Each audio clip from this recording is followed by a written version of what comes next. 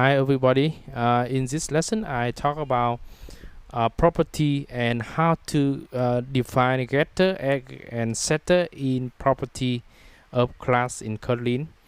So let's start with the previous lesson. We have the private property full name, and now I define more property. The public property is adult, the type is boolean, and this is a public property, so you can access it, you can set it, or you can call to this to get the value. So firstly we have the getter mean when you get the value, this function is called.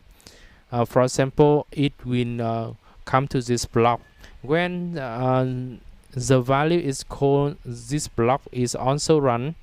So inside this block I add the message prepare to get is adult, and you can check you can check it as a property. For example, you can check the age. If the age is not input or null, it return value, means that it is not adult. And if the age is larger than 18, so remember that these two question, two exclamation, the two exclamation mean that you ensure that it is not nil or not null. So we also have the setter. The setter have the new value or the value, and this is a new variable, the new value added to the existing variable.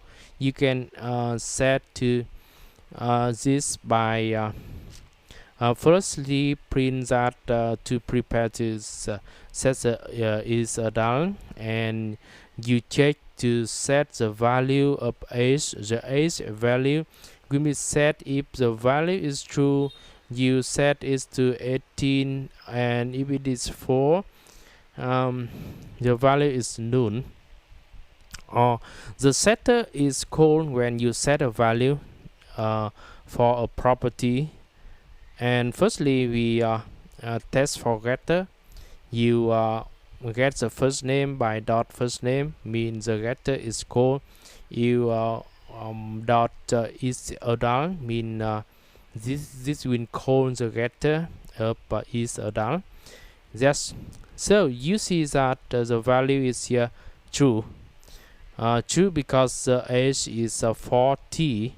Age is 40, not null or larger than 18, so it is true.